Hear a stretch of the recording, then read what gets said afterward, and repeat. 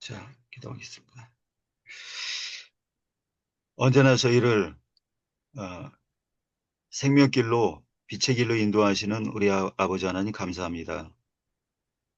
Үргэлж биднийг үннийг амны зам руу бас амийн зам руу өдөртөж өгдөг эзэн аавын талархал өргөе.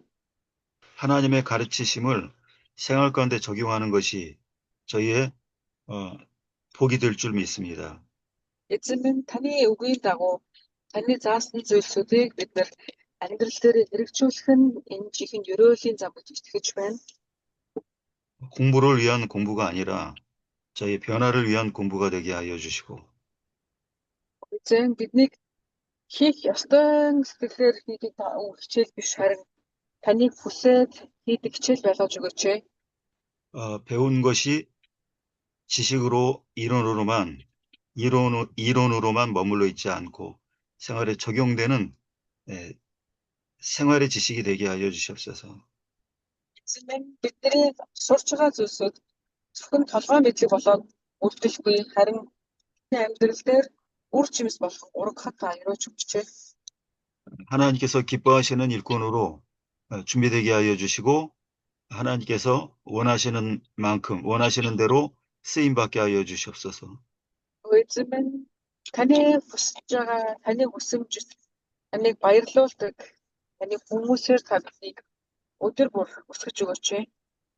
오늘도 설명하는 일과 깨닫는 모든 일에 하나님 성령께서 함께 하여 주시옵소서. Эзэн минь энэ өдөр таны үгээр таны ухаарлаар биднэр бас шинэ харааг авах та тусалж өгөөч. 예수님의 이름으로 기도하옵나이다. Эзэн Есүсийн нэрээр залбирanгуйж байна. 아멘.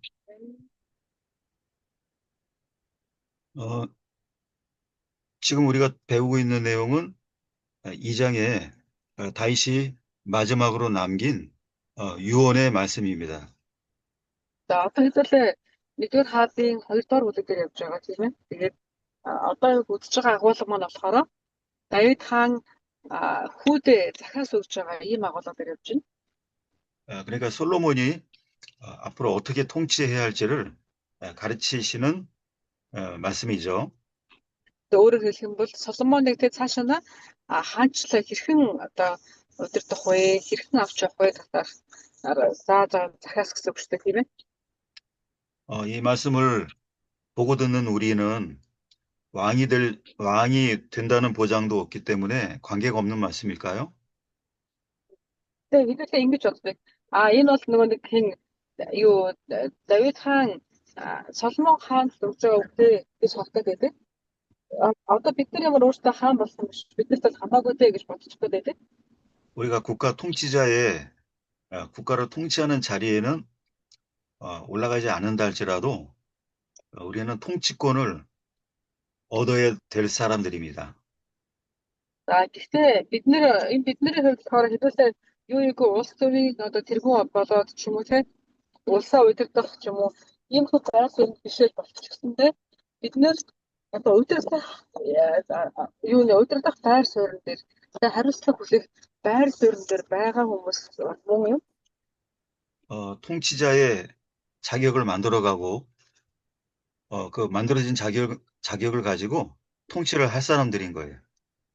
Яг тэгэхээр бид нэр те удирдах эрх мэдлийг ингээд авсан те удирдан авч явах. Тэгэхээр тэр утгаараа бид нэр тэрийг бүрэн баталгаажуулаад тэгээ бас ингээд те өөрөөр хэлэх юм бол энэ зөвхөн залуу хаан хүүд хэлж байгаа биш танд гэсэн бас хэлж байгаа агуулга байгаа.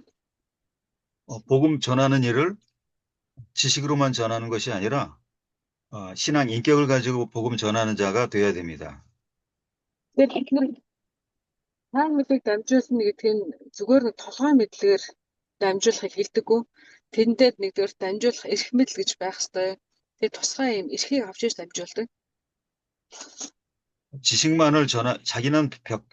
자기는 변화되지 않고 지식만을 전하면 듣는 사람도 변하지 않습니다. Тэгээ анхаарах зүйл нь юу гэхээр бид нэр дамжуулагч нар гэх юм бол эхлээд би өөрөө өөрчлөгдсөн байж хүмүүс рүү дамжуулах хэрэгтэй байдаг. хэрвээ надад ямар нэгэн өөрчлөлт юм уу, үрчимс гараагүй хэрнээ бусдууд руу дамжуулах гэдэг юм бол энэ хоосон болдог.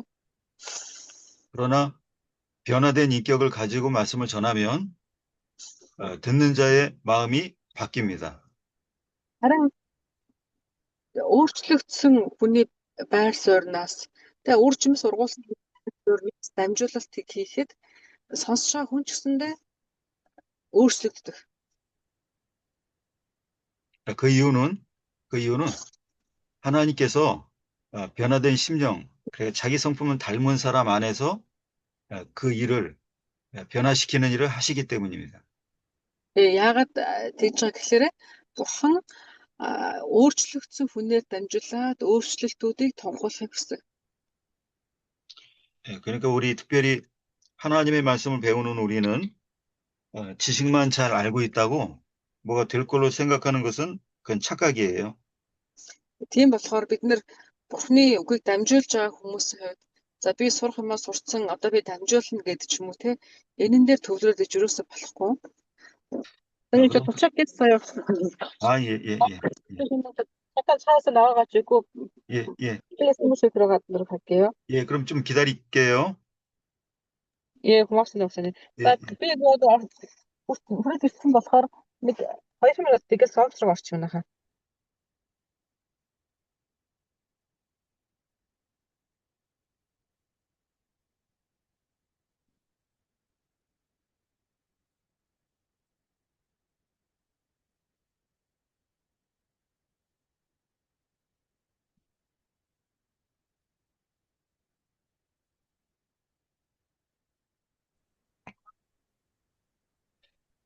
그래서 지금 설명한 내용들 우리가 이제 성경 구절을 다 이렇게 적어 놓으셨을 건데 다시 한번 네. 성경 구절 알려드리겠습니다. 네. 어, За мэдээ агуулгуудыг сая ерөнхийдөө ярьсан шүү дээ тийм ээ. Тэгээд сая Библийн ишлэлүүдийг дахиад удаад өгье. Таад маань магадгүй дунд нь нөхөгдсөн юм бэл нөхөх боломж юм байна да. 그 무죄한 피를 흘리는 죄를 하나님께서 얼마나 미워하시는지에 대해서 기록한 성경 구절이 있습니다. Тэгэхээр гимбүү цусыг тийм уурсгахад эзэн гिचнэн дургүйгээ гэдгийг харуулдаг Библийг гэдэл ингээ харж болно. Тэгээд Библийн агуулгуудаас 잠언 6장 16절부터 17절이고요. за сургаал төгс номны 6-гийн 16-аас 17 байгаа. 또 이 살인죄는 반드시 하나님께서 그 살인자를 죽게 하신다는 말씀이 기록되어 있는데요. За бас яг аллаг үлдсэн тохиолдолд тийм түүнийг бурхан заавал одоо шийтгэхэр гэсэн байдаг. Тэр агуулгаас Библиэлд бичигдсэн байгаа. 신명기 19장 13절입니다. За Дэдхүүл номны тийм Дэдхүүл номны 19-ийн 13. 우리는 사람을 대할 때 그 생명의 귀중함, 그 목숨의 귀중함을 우리가 알고 그 마음으로 사람을 대해야 합니다. Тийм учраас бид нэр бурхан хинтэй ч уулзсан, ямар ч хүнтэй уулзсан, том жижиг гэхгүй хинтэй ч уулзсан бай. Энэ хүнд өгөгдсөн энэ өдөр настай уулзахтай байгаа энэ хүнд байгаа энэ амин ямар чухал үлээ гэдэг бид нар бодож тухайн хүнтэйгээ харьцах хэрэгтэй гэсэн. 영혼을 귀중히 여기는 마음을 갖는 자가 하나님과 마음이 연결된 자입니다. Тэгээ бурхантай хүний сүнсийг нандин тооцож, хүний амийг эрхэм тооцож, хүнтэй хүндэтгэлтэй ханддаг хүмүүсийг харахаар тэр хүмүүс бурхантай ингээд маш ойрхон харьцаатай ийм хүмүүс байдаг. 다른 사람의 영혼을 자기만큼 귀하게 여기는 자만이 하나님이 사용하시는 자입니다. Тэгээ бас бусдын тэр эрх ашиг, бусдын сүнс, бусдын тэр байгаа байдлуудыг өөрийн юм шиг хандаад хүндэлж тэ ингэж харьцаж байгаа хүмүүсээр бурхан бас яадаг вэ? Тийм хүмүүс тэр хүмүүнээс бас ингэ хэрэгжилж өгдөг. 그래서 요압의 죄를 갚으라고 말씀하신 것은 얼마나 하나님께서 우리보다 더 인간의 목숨을 귀히 여기신다라는 것을 알려주시는 그런 가르침입니다. Тэр одоо энэ дээр Йовыг чи санаарай гэж агуулга нь болонгууд чинь тэр мэтчлэн те гимбүү хүнийг өмнөөс ч гэсэндээ бид нэр чи үлдэж өгөөрэй өшөөг нь авч өгөөд үйлдэж өгөөрэй гэсэн агуулга байгаагаас харж болно. 그리고 이제 다섯 번째 작은 제목 다시 불러드리겠습니다. За хэдүүлээ одоо эхнээс нь сайн 5 дахь сэдвүүг орж ирсэн шүү дээ тийм ээ. Тэгэхээр 5 дахь сэдвүүг дахиад одоо хүж байгаа учраас дахиад ярих гэж байгаа шүү. 바실레의 아들들에게 은총을 베풀라. За 5 дахь сэдвийг ингээд гарчиг болохоор чинь Барселай хүүгүүдэд нэгүүлсэнгүй хандаарай гэсэн. 7절이고요. 7절 한 절이고요. За 7 дугаар ишлэл байна. Нэг ишлэл. 2장 7절 읽어주십시오. За би 2-ын 7-ыг уншиж өгье. Харин Гилеад хүн Барселайн хүүгүүдэд инрэл хайр үзүүлэн тэднийг ширээнд чинь оололдог хүмүүс байлгаа. 아멘. Учир нь намайг Абсалом ахаас чинь зогтож байсан үед тэд намайг тосож ирсэн юм аа гэж. Амен. 아멘. 여기 바실레 아들들은 다윗이 도망할 때, 피할 때 도와준 사람들이죠. За эндээс харах юм бол гарч ин тэ Давид зогтож явах үед түүнд тусалсан хүн байх нэ гэж. Тэгээ Барселай гэдэг нь. 도와준 것은 먹을 음식을 갖다가 준 건데요. Тусалсан гэдэг нь юугаар тусалсан гэхээр нөгөө яг өлсөж явах үед нь хүн сайрчихсан хүн байгаа тийм. 아무 일도 없는 왕이 볼 때는 굉장히 작은 크게 가치가 없는 그런 것들입니다. Ер нь бол харах юм бол одоо хаан өөрийнхөө инх тайван цагта байж байгаа үед нь Барселай тэд нэр авчирсан зүйлийг харах юм бол магадгүй юу ч биш юм шиг харагдах үст тийм өчигхэн зүйлийг авчирсан Барселай. 그러나 쫓기는 가운데 있었고 전투를 앞두고 있는 입장에서는 이 음식은 목숨을 살리는 음식인 거예요. Харин Барселайн авчирч өгсөн тэр үеийг харахаараа Давид хаан 50 байх үедээ юм уу сэнтэдээ заларч байгаа үедээ авчирсан биш. Зүхтаагаад өлссөн, ядарсан ийм явж байгаа үед нь авчирсан хүнс учраас тэр нь үнэхээр нандин тооцогдсон. 다윗과 그와 함께한 신하와 군사를 살리기 위해서 준 것이기 때문에 이게 얼마나 가치 있고 고마운 일입니까? Тэгээд тэд нэр авчихдаа Давид бодно ганцхан Давидад авчираагүй те Давид болон түүнтэй хамт цутаач байсан хүмүүс те цэргүүд тэр хүмүүс бүгдээрэнд нь авчирсан болохоор маш тэр хүмүүсийг авчирсан болохоор маш тийм одоо чухал цаг үед ирсэн тусвалж таарсан. 음식이 많은 가운데서 빵 한 덩어리는 그렇게 귀한 가치 있는 건 아닌 거예요. Биднес гэсэн тийм байдаг те хоол элбэг үед бол талхны болгон бол юу вэ? 그러나 хатсан шиг болохоор за хаяа хаявчдаг ч юм те. 그러나 굶어 죽을 것 같은 굶어 죽어가는 사람에게 빵 한 덩어리는 생명의 빵입니다. Харин тэр одоо талхны болон хэрвээ өлсөд ам тавих гэж байгаа хүнд байсан бол юу болох вэ? Тэр бол амийг нь аврах зүйл болно гэсэн. 음식을 아무 때나 왕에게 갖다 바친다고 왕이 그것을 기쁘게 받을 리는 없겠죠. Тэгээ хаан хүний хувьд те хаан дээр ямар ч үед нь хоол авчирч өгөөд байх юм бол хаадууд нэг баярлахгүй шүү дээ те. 그러나 정말 어려움 당할 때, 정말 필요할 때 그 필요한 것을 준 것이 그것이 감사한 것이죠.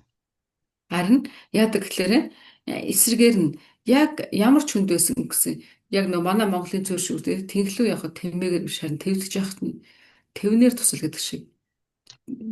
그럼 이것은 тусал хамгийн том тусалтай. 이것도 역시 다윗의 개인적인 감정이 자기 그 개인의 마음이 아니고 바로 여기에는 하나님의 마음이 들어있는데요. Энэ дээр бас яаж гэхээр зөвхөн Давид өөрийнхөө бодлоор юм уу өөрийнхөө сэтгэл хөдлөлөөр яриад байгаа биш. Энэ дунд ч гэсэндээ Давидд загч байгаа эцэг хүний хувьд Соломон хэлж байгаа үгийн хувьд боловч нөгөө талаараа Бурхны бас хүсэл эдгээр явж байсан. 하나님이 이것을 왜 그토록 기뻐하셨을까요? За тэр Бурхан тэр нөгөө хүмүүс дээр хүн сарчхад Бурхан яагаад баярсан болоо? 이것도 역시 윗절과 마찬가지로 목숨을 귀히 여기는 생명을 귀히 보시는 하나님의 입장에서 사람들을 봤다는 것이 이것을 하나님께서 기쁘게 보신 겁니다. Тэгээ бурхан Барсилаыг хараад бас яагаад баярлсан болоо. Тэгээ тухайн үед ингээ харах юм бол энэ бас яг дээд их агуулгатай ижилхэн. Буюу хүний амь гэдэг зүйлийг ингээд тооцож, чухал тооцоод хүний амийг аврахын төлөө хийсэн үйлс учраас бурхан бас баярлсан баг.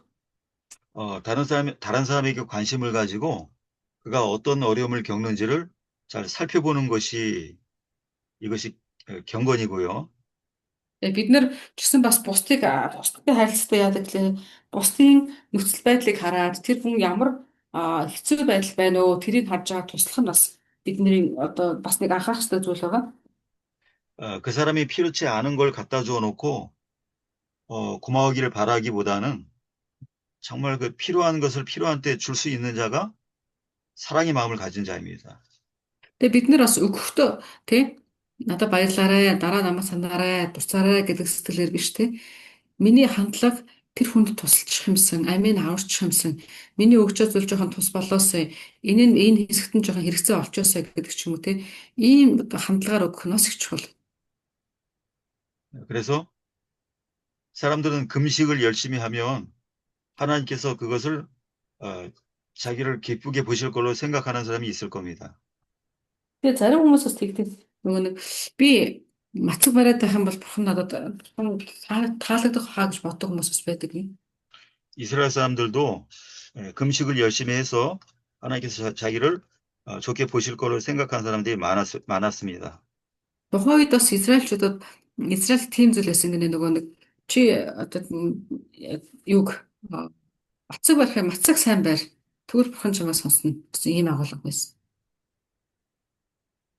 이사야 58장 6절부터 좀 봐주시기 바랍니다. За хэдүүлээ Исая номны Исая 58-장 6절부터 Исая 58-ын 6-аас эхлээд нэг нь харах юм. За хин нэг нь харж өгнө. Исая номны 58 дугаар бүлгийн 6 дугаар эшлэл. 예, 요 6절부터 오늘 좀 이 구절이 많은데 12절까지 누가 천천히 읽어 주십시오. За 6-аас 12 хүртэл хин нэг нь сайхан тодоор 50-аар уншдуулаад өгөөрэй.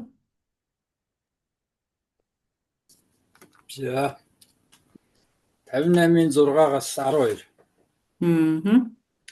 Гин буруугийн хөлгийг мултлан буулганы оосрыг тайлж дарлагсдыг чөлөөлөөд аливаа буулгыг эвдэхийн тулд би энэ мацаг барилтыг сонгосон босуу.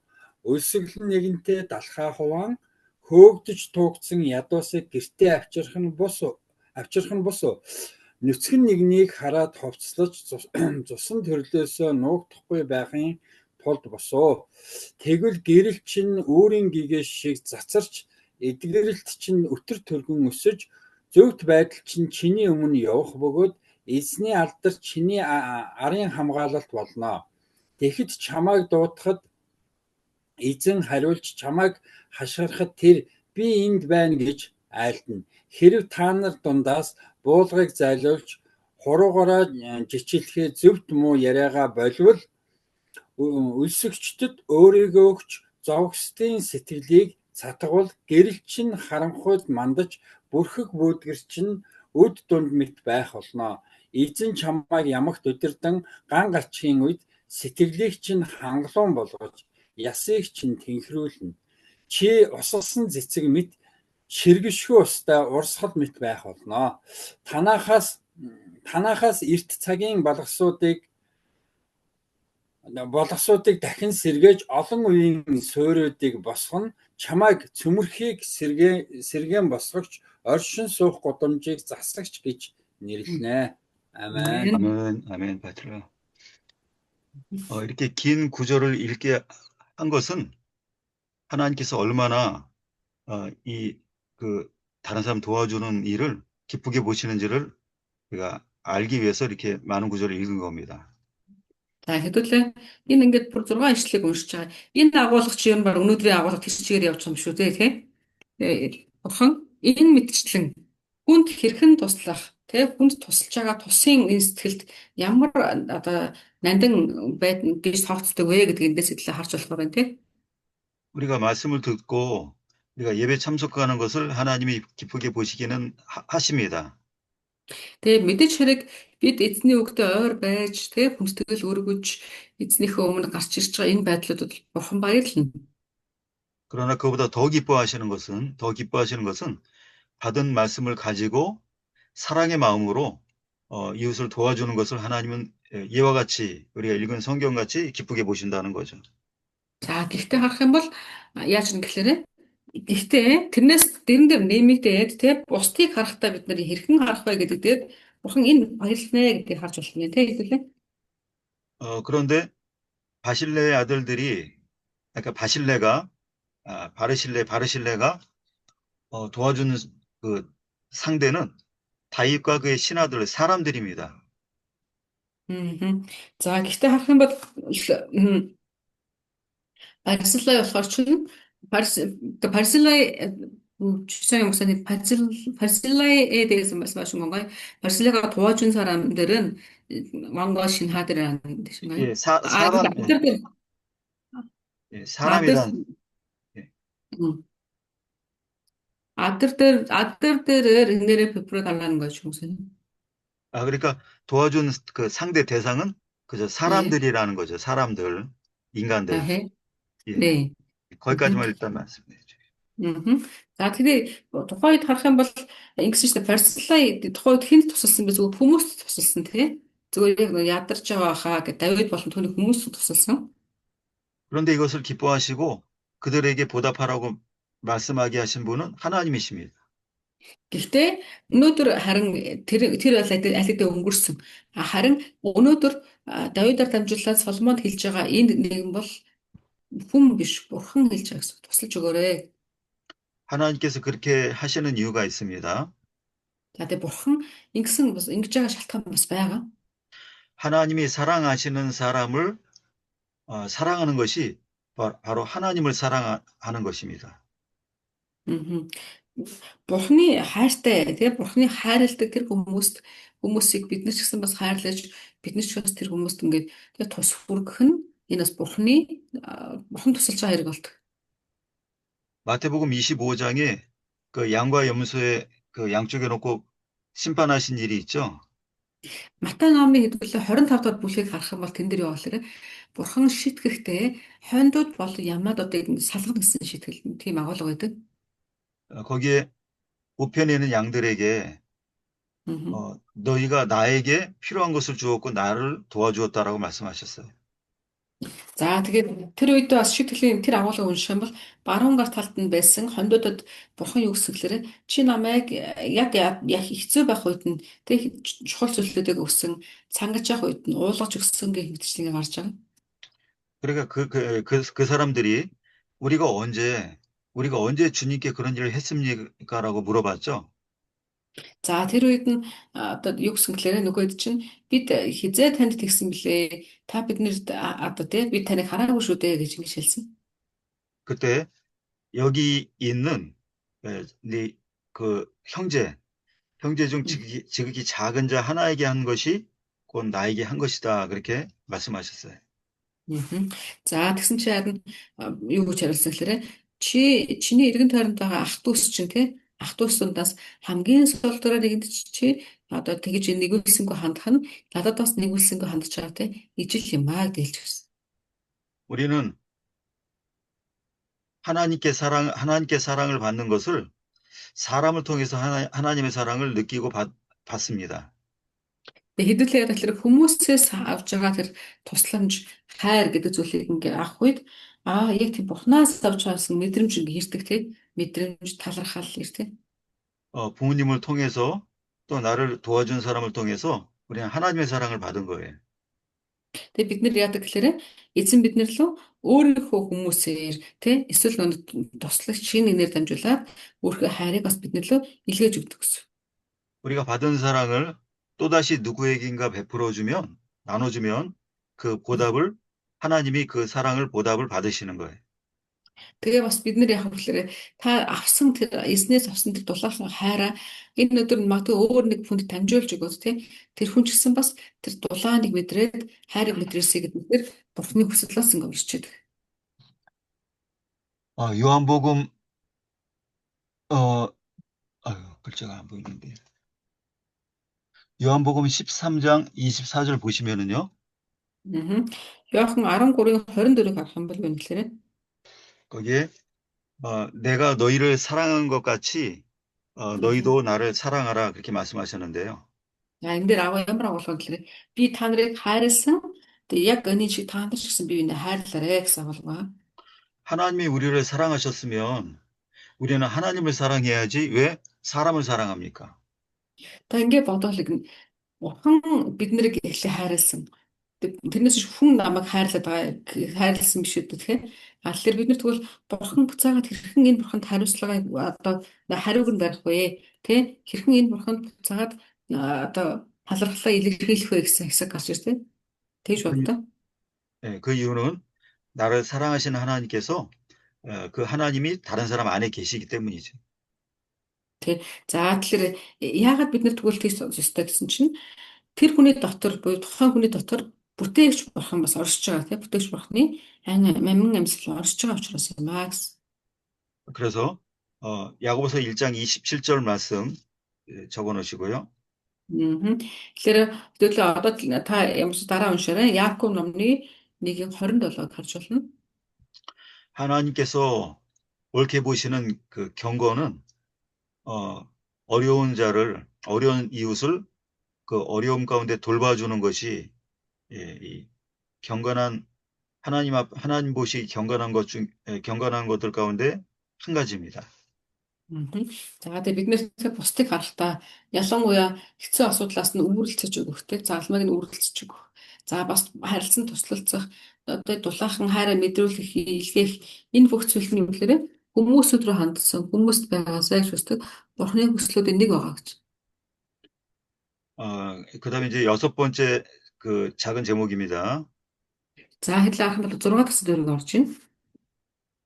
시므이의 죄를 징벌하라. За 6 дахь зүйл гарч ирэхээр шимийн гимиг шийтгэрэй гэсэн чинь.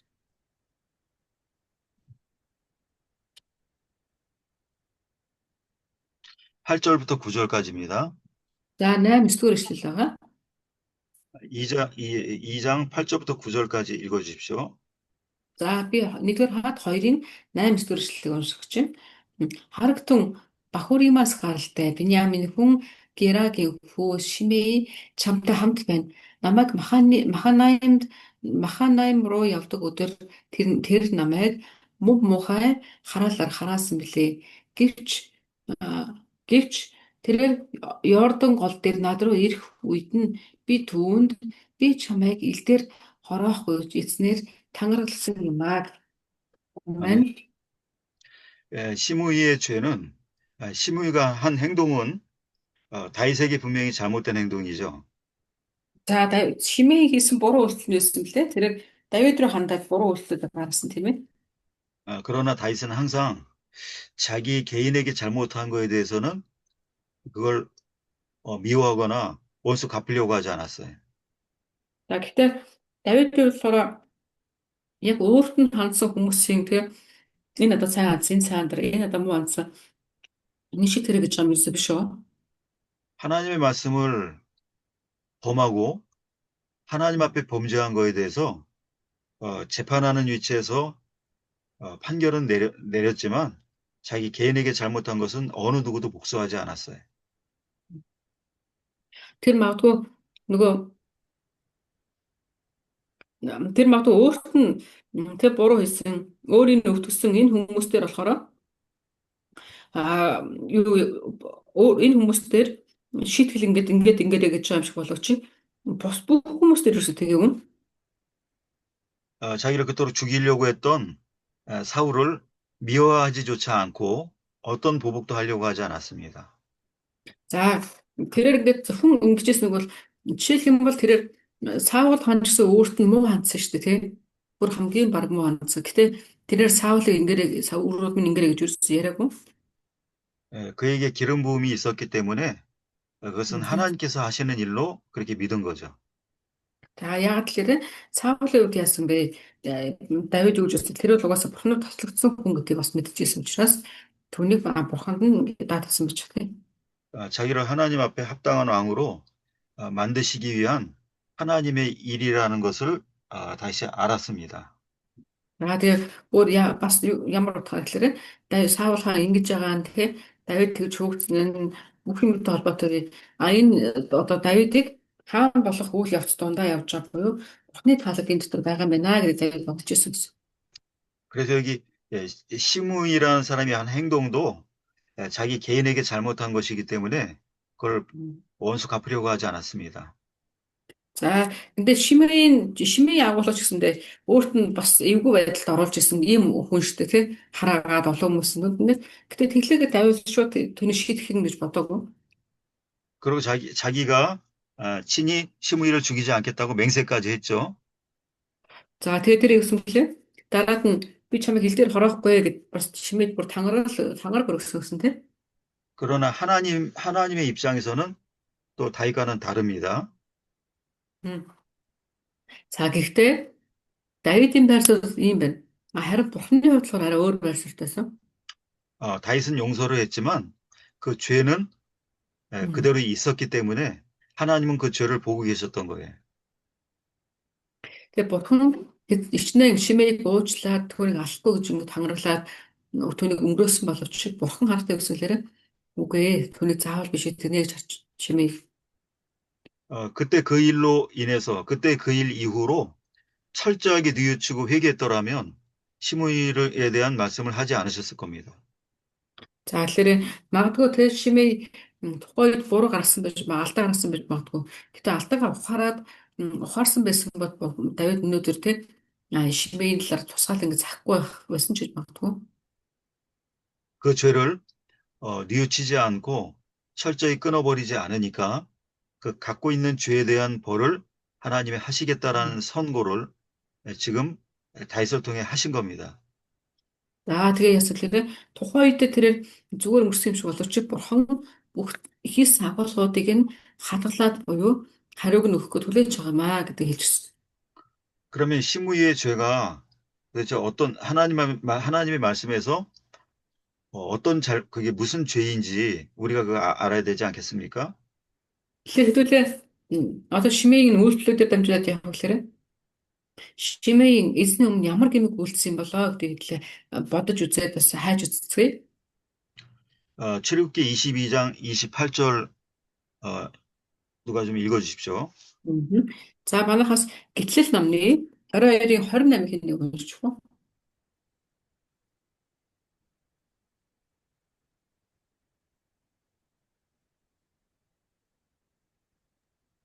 Гэтэл 22-ийн 28 чи Бурхныг бүү хараа мөн ард түмнийхээ удирдагчийг бүү хараа. 여기에는 그 백성의 통치하는 사람 여러 형태의 통치하는 사람을 말씀하고 있는데요.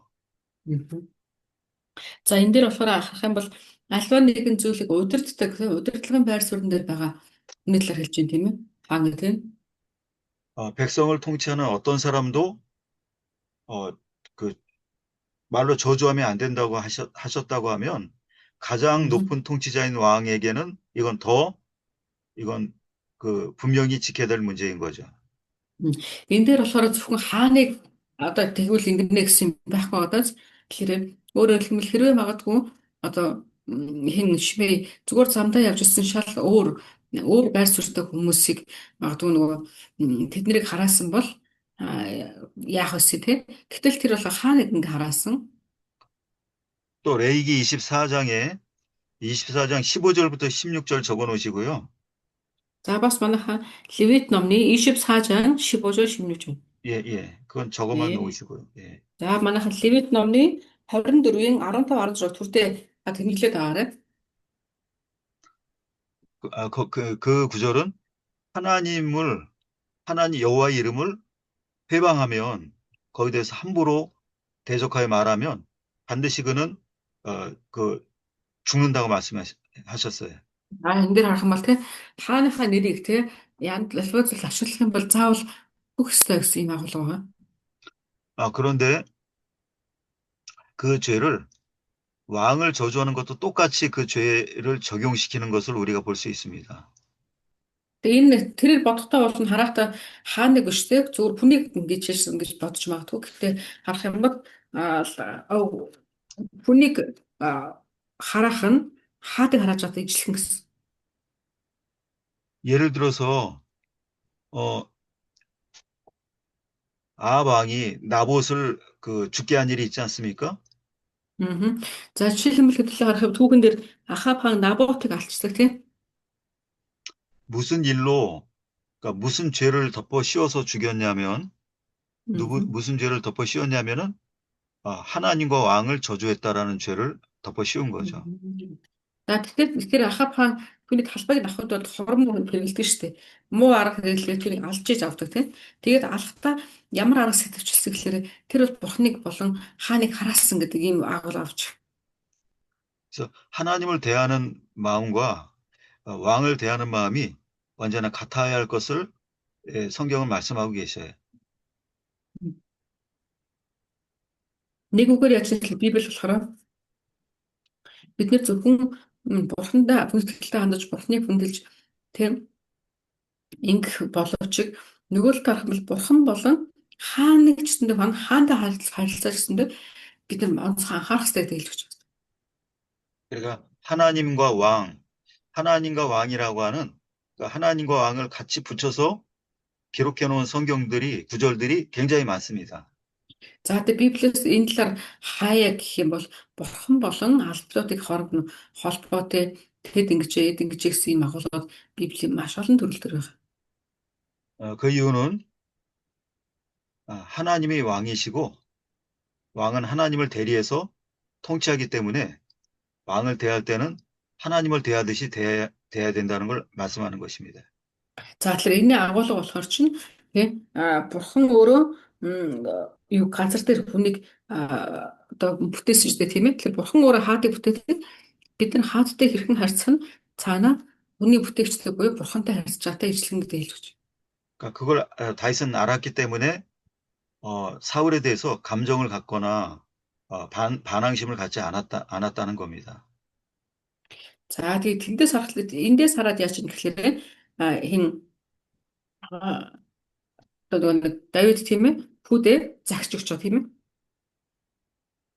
ээ. 그래서 하나님께 대한 잘못된 마음을 갖고 있는 이 시므이를 하나님 반드시 그를 징벌하심으로 죄를 제거하는 일을 하신 거예요. За тэгээд Давид бас юу гэсэн гэхээр хүүдээ хэлэхдээ тийм ээ Шимейгийн энэ үйлдэл нь надад хэлж байгаа юм шиг л ч эсвэл нэг өөрийгөө Давидыг хаан гэж бодоогүй тэгээд тухайд хаан шиг суух гэсэн л зүгээр нэг орогдог гэж хараад түүнийг хараад ирсэн тийм. Гэтэл түүний хараасан хараалт нь зөвхөн хүн рүү хандсан биш. Бурхан руу хандсан хараалт байсан учраас чи түүнийг бас энийг шийдэхгүй орхиж болохгүй шүү гэж Соломон загч. 시므이와 같은 이런 범죄자를 하나님이 징벌하시는 이유는 다른 백성, 다른 사람들을 거기에 영향받지 않기 위한 일인 거죠. За тэгээд энэ дээр Шимейг чи зүгээр битээ орхорой гэж шийдвэрлэх гэдэг шүү дээ. Тэгэхээр ингэж байгаа бас нэг шалтгаан нь болохоор чинь түүгээр дамжуулаад олон хүмүүс сургамж олоосэй гэдэг үзүүлэг өгөх юмсан. 교회에서 성도들이 목사님을 대할 때 하나님을 대하는 마음으로 목사님을 대하지 않고 그저 사람으로만 알고 대하는 교인들은 그 믿음이 자라나지 않습니다. Тэгээд чуулган дээр ч илүү арах юм бол гарч ирдэг тийм ээ. Чуулган дээр ч гэсэндээ хэр хүндэлж байгаа тий бусдыг одоо хэр харж байгаа энэ агуулгаас гарч ирдэг. 목회자는 그 사람을 사랑해서 아무리 붙잡고 있으려고 하지만 하나님이 그 사람을 나오게 해서 다른 사람들에게 이렇게 분리시키는 일을 하나님이 하십니다. За тэг бурхан яадаг гэхээр өөрөө тухайн хүмүүсийг хардаг тий тухайн байдал өрсөлдөж бүгдийг мэдж байгаа. Тэгээ бурхан өөрөө яадаг гэхээр цагнуулж гэхээр тэр хүмүүсийг одоо өөрөө хууралт хийж өгдөг гэсэн. 또 우리 목사님들 역시 그 사람이 잘하든 못하든 하나님께서 그 안에 계심을 믿고 그 존중 여기는 마음으로 우리가 사람을 대하는 마음을 가지셔야 됩니다. Тэгэхээр бид нэр ч юм уу чуулган дээр ч гэсэн бас тийм бид нэр за энэ хүн сайн хийж байгаа юм чи энийг хийчих. Тэр хүн ингэж байгаа юм чи ингэж чи гэдэг ихэд тийм. Гэтэ тийм биш. Бурхан өөрөө бүх хүмүүсийг мэдчихэдэг. 10분 쉬었다 하겠습니다. За тэгэхээр 10 минут хамраа тусаад оръё.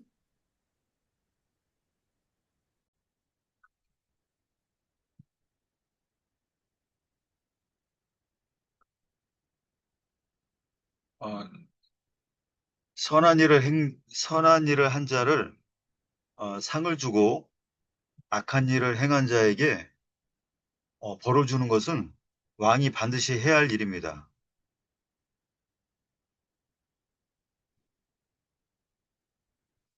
소리가 안 들리는데요. За хаан хүний үүргүүдийн одоо олон үүргүүдийн нэг нь юу байдаг гэхээр сайн зүйл хийхэд нь тухайн хүнийг шагнаж муу зүйл хийх юм бол шийтгэх үүргийг хаан хүн хийх ёстой. 그렇게 해야지만이 나라가 안정되고 건강하게 이렇게 보존될 수 있는 것이죠. Тэгэхээр тэрийг тэгж байж сайн мууг гэнсэлж байж тухайн улс амар тайван байх, эрүүл байх ийм зүйл бүрддэг. 특별히 악인을 그 악한 대로 그 죄에 맞게 처벌하지 않으면 안 된다는 것을 그 나라가 세워질 수 없다라는 것을 성경의 많은 부분에서 말씀하십니다. Тэгээ ялангуяа Библиэлд ямар юм байгаа гэхээр муу хүмүүсийг ялангуяа муу үзэл хийсэн, муу сэдэлтэй ийм хүмүүсийг шийдэхгүй бол тухайн улс ингээ хөгжихгүй гэсэн энэ агуулгууд Библиэлд хэд нэлээд хэдэн газар байгаа. 한 구절만 보면 잠언 25장 4절부터 보겠습니다. За хэдүүлээ нэг жишээ авч үзье. Тэрэн дээр болохоор сургаалт төгс номны 25-ын 4 дээр хэлж. сургаалт төгс 25-ын 4-өөс хэлж. 예, 25장 4절부터 5절 누가 읽어주십시오. сургаалт төгс 25-ын 4-5-ыг хэнийг уншиж өгөөрэй. 25-ын 4-5-ыг. За мөнгөний дархан сав хийхдээ мөнгийг холцноос нь цэвэршүүлэх адил хааны өмнөөс буруут хүнийг холдуул сугай. Хаан сэнтэн тэгвэл зөвхт байдалд тогтноо. 아멘. 아멘. 은에서 찌꺼기를 불순물을 제거해야 그 은이 가치가 쓸 은이 되는 것처럼 왕 앞에 악한 자가 제거돼야지만이 그 나라가 견고히 세워진다는 거죠. За энэ дээр байжсэн тийм ээ. Бид нэр альва зүйлээс мөнгөөр хийх хэлэхэд цэвэршүүлэх хэрэгтэй адилхан хааны суудлын өмнө ч гэсэндээ цэврүүд байж хаан суул батчнаа гэх тийм. 그럼 이 말씀이 우리 각자 목회자라든가 모든 성도에게 어떻게 적용이 돼야 합니까? За тэгвэл хэдүүлээ энэ агуулгуудад харах юм бол юуны сүнсний удирдагч тий хамжлагч нарын хувьд харахаар энийг хэдүүлээ хөрсөн дээр яаж болгож болох вэ? 다른 사람의 죄인을 제거하는 것은 죄를 없애는 것과 똑같은 의미입니다. 뭘 없앤다는 똑같은 건가요? 그러니까 죄인을 처벌해서 벌을 주는 것은 그 죄 자체를 없애는 일이라는 의미가 있는 거예요. Тэгэхээр эхний удаадаа бус хүмүүсийн те бусдын гэмт үйлдэлүүд гэмт зүйлсүүдийг харахтаа бид нар тэрийг таслан зогсоох гэдэг нь таслан зогсоох нь одоо тухайн гэмээс сэргийлж байгаа хэрэг болж байгаа. 우리는 다른 사람의 죄를 없애주는 것이 우리가 할 일이 아니고 각자 자기의 죄를 없애는 일을 해야 합니다. Гэхдээ эндээс хэтлээ мэдэх ёстой зүйл нь юу гэхээр бид нар бусдын гэмийг би аливаа энийг чинь таслан зогсооход тэгээд тэгээд гэж бол болохгүй. Харин яастал хүн болгон өөрсдийнхөө толгойд даахсдаг гэсэн. Өөрсдийнхөө гэмтэл тэмцэх. 말씀으로 자기의 모습을 비춰보고 발견되는 잘못을 기도함으로 없애는 것이 우리 각자가 할 일인 거죠. Тэгвэл юу хийх ёстой вэ гэх юм бол хүн тус бүр үгээр дамжуулаад өөрийгөө скан хийх буюу өөрийгөө нэгтлэх ёстой. Тэгээд тэр дундаас юм олдох юм бол яах вэ? тэрнийг улаах энэ зарчмаар өөрийгөө цэвэрлэх хэрэгтэй. 그 집에 그 대들보라는 거 뭔지 우리 통일 선생님 아시죠? 대들보. 대들보. 예. 그 천정에 그 지붕 그 기둥을 받치고 있는 큰 나무 이제 집 구조가 그 몽골 형태 주택하고 다른 다르기 때문에 집 구조가 다 다르기 때문에 물어보는 건데요. 예수님께서 말씀하신 대돌보라는 거 혹시 아십니까? 아, 들보. 예, 그 들보라고. 들보? 예, 예. 그건 그럼 성경을 한번 읽어볼까요? 네네. 아, 들, 마태복음 네. 7장, 예, 7장 3절 한번 누가 읽어주십시오. 알겠어요, 알겠어요. 음흠. 알겠어요. 그럼 마태 7-гийн 3-ыг хэнийг уншчих вэ? 마태 7-гийн 3-ыг 어, адилхан. За, Энийг нүдэн дэх дүнзээ анзаараагүй хатлаа. Юунд чи ах トゥ угийнхаа нүдэнд дэх үрцгийг харна вэ? 아멘. 예. 아멘. 다른 형제에게 있는 작은 잘못을 고치려고 하기보다 자기 안에 아주 굉장히 큰 것이 들어있다는 것을 알라는 뜻이죠. Өөрөөр хэлэх юм бол те бид нэр бусдын юм надад аяга тод харагдаад байдаг. Пүү па яаж ингэж яриач гэж ингэ харах гэдэг бол тэр хүнд харагдаж байгаа зүйл бол үртэс шиг зүйл юм аа. Тэ? Надад харин тэр үртэс шиг зүйл нь дүнс шиг байгаамаа гэдэг хэлж байгаа гэсэн үг шүү дээ. 이 말씀은 자기 죄만 고치라는 말씀입니다. 자기 죄만. Шууд утгаараа энэ үг болохоор чинь тэгэхээр бусд руу анхаарал авах ш өөрлөгөө анхаараач гэсэн мессежийг өгч байгаа те. 모든 성도가 자기 죄를 고치려고 할 때 그 교회는 깨끗해지고 건강해집니다. Тэгээд чуулган яадаг гэхээр чуулганы бүх итгэгч нар яг өөрсдөө анхаарал ирэхлээр чуулган ирүүлж эхэлдэг. 근데 자기 죄를 고치지 않은 채 다른 사람의 죄를 고쳐주려고 하면은 그건 일이 안 되고 분쟁 싸움만 나는 거죠. Тэгээ харин эсрэгээр болоод ирэхлээр буюу чи тэрийгээ тэгээ чинийг ингэж өгсөн би мэд чинь чи юу ингэж хэлэх юм бол юу эдгээр л биш эсрэгээрээ тий хэрүүл маргаан зөрчилдөө үүсдэг. 얼굴에 이 검은 뭔가를 묻혀놓고 얼굴에 뭐가 묻어있는 가운데서 당신 얼굴 깨끗하게 씻으라고 하면 그걸 보는 사람이 속이 마음이 어떻겠습니까? Тэгээ хүмүүс ингэдэг штеп. Миний нүр амар халтаацсан байж болно л та. Гэсэн чинь нэг хүн харсан халтаачаад байж байгаа юм гэх юм бол нөгөө сонсож байгаа юу гэж хэлж авах вэ? 그 말을 들으려고 하기 전에 당신부터 씻으라는 생각을 하겠죠. Тэгэнгүүт нөгөө хүн харснаа тийм чи өөрөө л хэл өөргөө нүрээ хармаар гэдэг ингээ ихэнтэй үгийг хүлээж авах бүү хэл зүгээр шууд сөрөн штэ тийм нөгөө хүнд ч гэсэн харагдаж байгаа учраас 하나님의 뜻에 맞지 않는 그런 죄악된 것들을 제거하면 하나님이 우리의 참된 왕이 되십니다. тэгээ бид нэр өөрсдөө анзаараад өөрсдийнхөө асуудлуудыг шийдэж эхлэхээр бурхан өөрөө бидний донд жинхнээс хаанчлаад ажиллаж эхэлдэг. 아멘. 하나님께서 참된 왕이 되시면 나는 하나님의 나라가 되는 거예요. Тэгэхээр бурхан өөрөө оршоод өөрөө хаанчлаад өөрөө ажиллаад эхлэхээр тэнд жинхэнэ эзний улс бий болчихдог. 내가 하나님의 나라가 되면 심령의 천국의 복이 심령 안에서 이루어집니다. Өөрөөр хэлэх юм бол тэгээд ирэхлээр тэр мөнхийн хаанчлалын тэр баяр хөөр эрүүл гэдэг зүйлтэй нь тухайн чуулганы итгэж бүрийн хүмүүсийн сүнсэнд ингээд урсдаг тэр. 그리고 자기 죄를 고치는 것이 타인에게도 좋은 영향을 주기 때문에 타인을 위해서도 필요한 일인 거예요. Тэгээд хүн өөрлөгөө өнгөний гэдэг нь зөвхөн чи өөргөө л хичээ гэж байгаа утга ерөөсөө биш. Хүн өөрлөгөө өнгөйгөөд өөрийгөө засаад эхлэхээр тэр засагдж байгаа байдал чинь бусдад ч гэсэн харагддаг. Буюу үлгэрлэл болдог. Тэгэхээр та бусдын төлөө ч гэсэндээ өөрлөгөө өнгөх хэрэгтэй. 그래서 자기 고치는 일에 있어서는 우리 목사님들이 본을 보이고 모든 성도가 그 본을 따라서 그 일을 해야 됩니다. Тэгэхээр бид нэр тийм учраас нэг толгооноос эхлэх хэрэгтэй гэдэг шиг тийм одоо удирдагч нар хахлагч нараас ахуулаад эхлээд өөрсдөө өнгөж өгөх хэрэгтэй. Тэгчээж нөгөөдөл маа дагдаг. 2장의 두 번째 큰 제목입니다. За хэдүүлээ 2 дугаар бүлгийн одоо нөгөө бүр том 2 дахь сэдвээр орж байгаа гэсэн үг. 다윗이 누워 잠. За 2 дахь сэдв болохоор Давид хэвтээд нойрсон гэсэн. 10절부터 11절까지.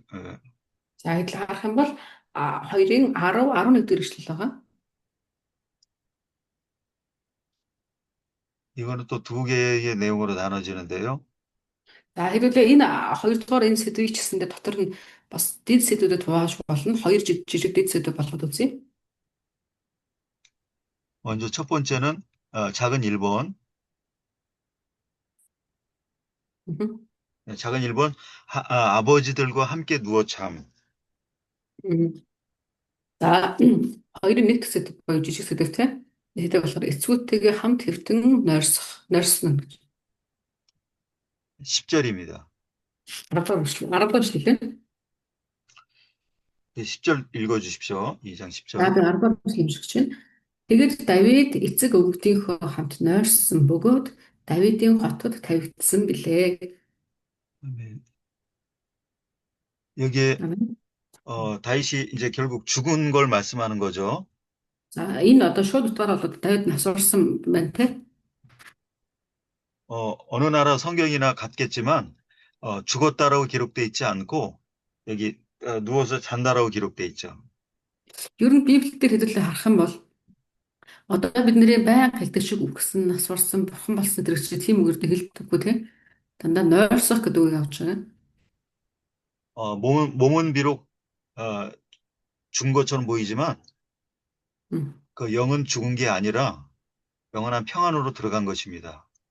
За энэ дээр те бие махбод нь одоо юу гэдэг те зосон байдалд ороод нойрсон юм шиг боловч харин үгсэн гэж хэлж байгаа боловч үнэндээ түүний сүнс нь амар амгалан руу те очиж байгаа гэсэн. 그래서 믿는 성도의 죽음은 평안으로 들어가는 관문이지 그것이 잘못된 일이 아닌 거예요. Тэгэхээр хэдүүлээ эндээс мэдэх зүйл нь гэхээр нойрс итгэгч хүний одоо бидний хэлдгээр өвчж байгаа нас барах нь тэр зүгээр л тэ махбодоо төрүүлтэйгээд сүнсэн биеэрээ эзнийхээ баяр хөрлөө орж байгаа гэсэн л үстэй юм утга. Одоо нэг өрөөнөөс нөгөө өрөөрөө шилжиж орж байгаа гэсэн л утга. 그러나 예수를 믿지 않는 자, 천국이 준비되지 않은 자는 그 죽음이라는 것이 영원한 고통으로 떨어지는 문이 되는 거죠. Гэхдээ харин итгэвч биш шинэ хувьд яах юм? Тэнгуут тэр хүн ч гэсэндээ нэг өрөөнөөс одоо нэг амьдрал гэдэг нэг өрөөнөөс нэг хаалга онгойлгодчих гэсэн чинь тэр хаалга нь ямар хаалга вэ? Шууд доош нь шалгүй хаалга тий. Шууд ингээд зовлон руу унж байгаа ийм хаалга гэсэн. 성도와 불신자 둘 간의 죽음은 외형적으로는 똑같지만 그 내용은 그 실제 그 이후에 이루어지는 일은 전혀 정반대로 달라지는 겁니다. Тэгээ бидний нүдэн дээр бодит одоо энэ байдлаар харах юм бол тий итгэвч байна уу, итгэвч биш байна уу? Ялгаа байхгүй. Яг л ижлэхэн одоо насарч байгаа юм шиг харагдаж байгаа боловч тэр цаана харагдахгүй ертөнцид юу болчихно гэхлээр хоёр шал өөр юм явагдчихна гэсэн. 이사야 57장 12절 말씀 적어 놓으시고요. Исая номны 57-гийн 12-ыг тавьчихад байгаарай. 이 구절은 좀 읽어봤으면 좋겠습니다. Хэдэл уншицгаа энийг. Исая 57-гийн 12.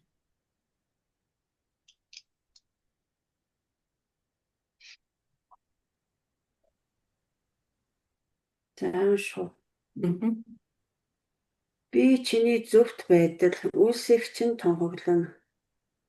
Гэвч тэдгээр нь чамд ашиггүй. 57장 12절 맞죠? 예. Би чиний зөвхт байдал үлсэх чинь тонхоглоно. Гэвч тэдгээр нь чамд ашиггүй. 아멘. 아멘. 여기 의인은 믿는 성도를 말씀하는 것이고요. 성도의 죽음은 그거 말씀하시죠. 이사야 맞죠, 목사님? 예, 뭐 좀 안 맞습니까? 의인이 죽는다는 그 내용 아닌가요? 아닌 것 같은데요. 아, 그래요? 이사야 57장 12절 말씀 방금 읽었어요. 예, 근데 아니라고요? 그럼 제가 잘못 했는지 모르겠습니다. 제가 잘못 말했습니다. 57장 1절입니다. 1절. 57-гийн 1 гэж байна. Нэгийг унших юм байна. 12-өөс нэгийг унших юм шүү. 죄송합니다. Зөвхт хүн мөхөх бөгөөд үүнийг хэн ч зүрхэндээ авдаггүй. Инэрлт хүмүүсийг авч явахад хэн ч үл ойлгоно. Учир нь зөвхт хүнийг муугаас болдуулж 죄송합니다. 아멘.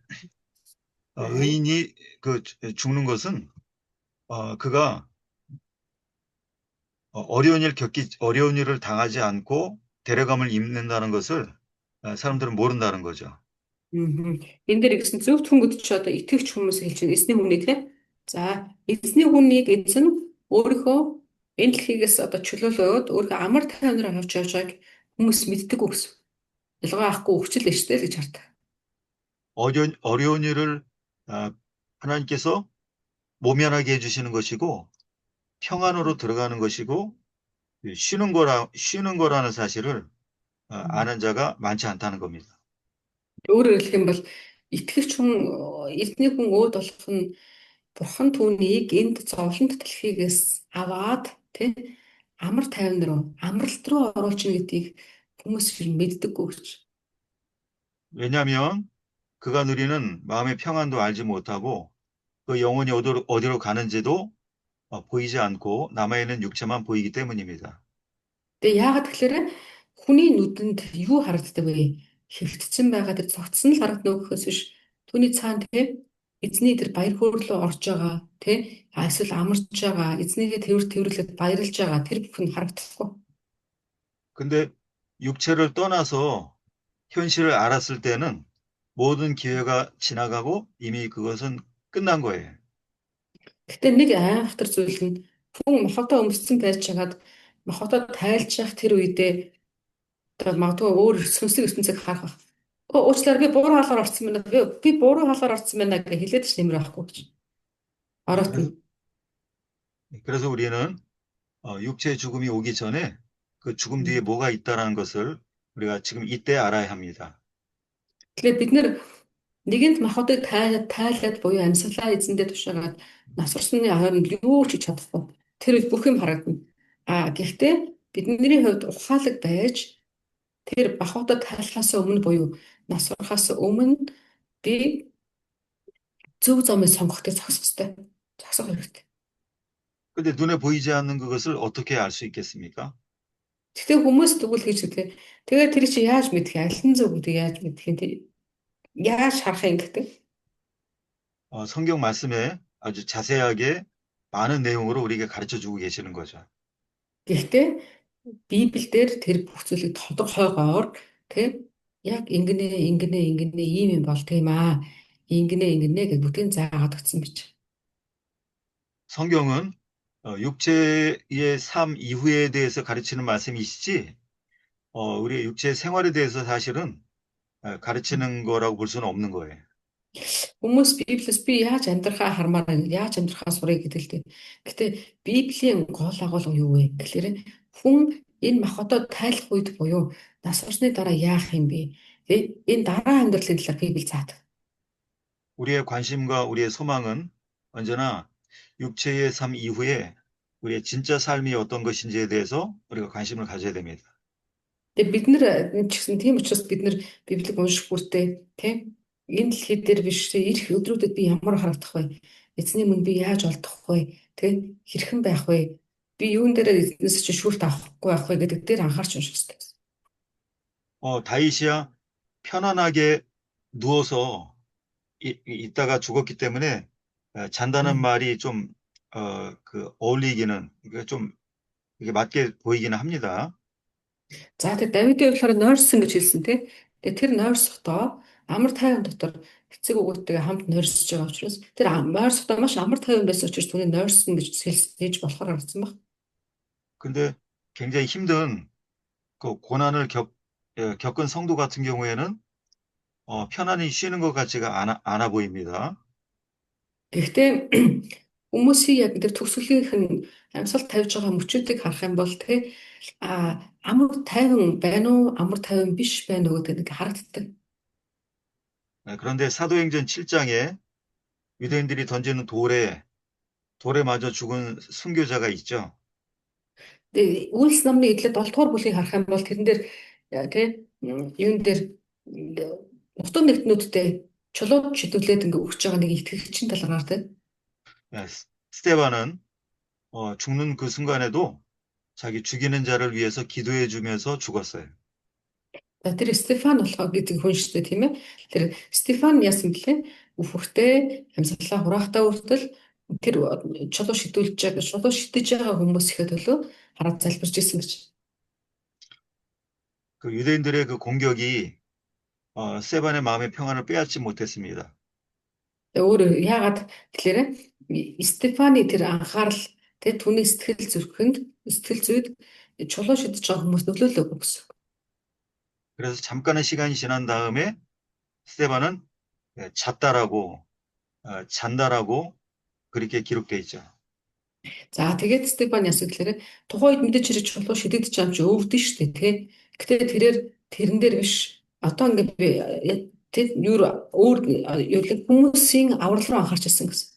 Тэгээд Библиэр үсвэлээ. За тэг хэсэг хугацааны дараа тэр нойрсоо гэж бичигдсэн. 예, 세상 말로는 성도도 죽었다고 말을 하고 불신자도 죽었다고 말을 합니다. Хэдүүлээ энэ дэлхийн хүмүүс юу гэж ярьдаг гэхээр бүх хүмүүс зүгээр нас орсон л гэж ярьдаг. Нас барсан. 근데 성경에는 100% 모두 그렇지는 않지만 성경에는 믿는 성도의 마지막을 다 잔다라고 거의 대부분 기록돼 있어요. За гэхдээ хэдүүлээ Библиэс харах юм бол юу гэх гэхээр ялангуяа эзний хүмүүсийн талаар ярихдаа тэр хүмүүсийн одоо энэ дэлхийн эцсийн амьсгалаа хураах мөчүүдийг нь юу гэж ярьдаг гэхээр дандаа нойрсоо биш ирч. 신명기에 하나님께서 모세에게 주시는 마지막 말씀에도 그런 내용이 있습니다. За гэд хууль дээр харах юм бол эзэн бурхан Мосед бас өгч байгаа нэг агуулга үг байгаа. Тэн дээр ч гэсэн бас ижилхэн гарч байгаа. 신명기 31장에 그 말씀이 있는데요. Гэд хууль номны 31-р бүлгийн 너는 너희 열조와 함께 잘 것이지만 자려니와 이 백성들은 이제 어떤 일을 할 거라고 말씀을 하셨죠. За 31 дээр юм дээр агуулга дээр 몇 절인가요? 9절인 혹시 아시나요? 31장 16절 한번 읽어주십시오. 그러면 16절 31장 31-이 16인데 31-이 16-ийг уншиж өгөөрэй. 1-ийн 16.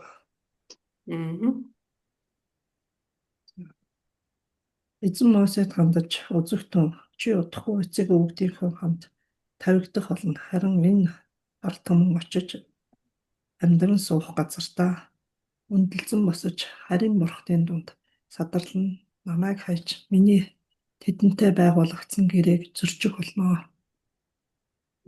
네. 이 구절 맞습니까? 네. 예. 그러니까 이 잔다라는 말씀을 하나님이 하신 거가 기록되어 있는 거죠. За энэ дээр харах юм бол хин энийг бас нойрсон гэж хэлсэн тийм ээ.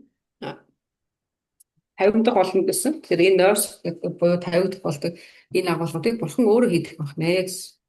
근데 이게 자는 것을 아버지들과 함께 누워 잔다라고 기록되어 있습니다. За энэ дээр харах юм бол эцэг өвгдийнхөө хамтдаа гэсэн тийм эцэг өвгдөгөө хамт хэвтнэ гэсэн. 아버지들이 누구일까요? За энэ дээр хэлж байгаад бол эцэг өвгөд гэж байгаа энэ агуулганы эцэг өвгөд нь тэнийг хэлж байгаа.